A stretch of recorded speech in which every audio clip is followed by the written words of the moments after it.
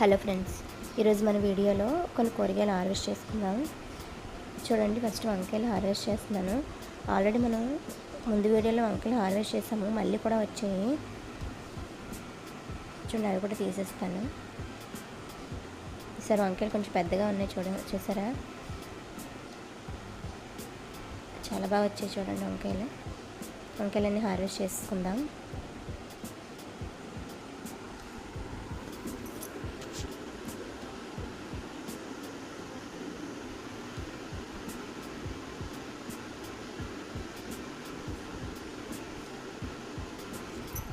మన గాలి బాగా వచ్చింది కదా, అప్పుడు మొక్కలు పడిపోయాయి. అయినా పర్లేదు, బాగానే వచ్చాయి వంకాయలు. అన్నీ కోసేస్తున్నాను. చూడండి ఇన్ని వంకాయలు వచ్చాయి. మొన్న మనం వీడియోలో కోసుకున్నట్టు మీద కొంచెం పెద్ద సైజు అయ్యాయి ఈసారి వంకాయలు. ఇప్పుడు కొన్ని గోరుచిక్కుడుకాయలు ఉంటాయి, అవి కూడా తీసేస్తున్నాను.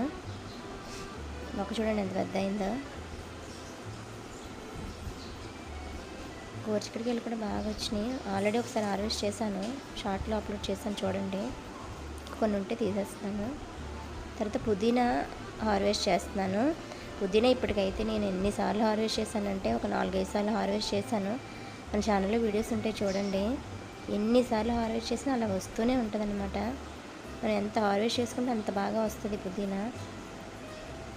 ఎంత బాగుందో స్మెల్ అయితే, ఎంత చాలా బాగుంటుంది పచ్చడి చేసుకుంటే.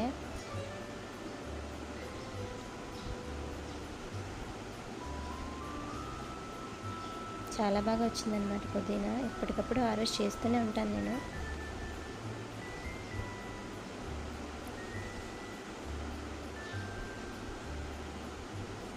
నేను హార్వెస్ట్ చేసిన ప్రతిసారి కూడా మొత్తం అంతా తీసేస్తాను. అయినా కూడా చాలా చక్కగా వస్తుంది అనమాట.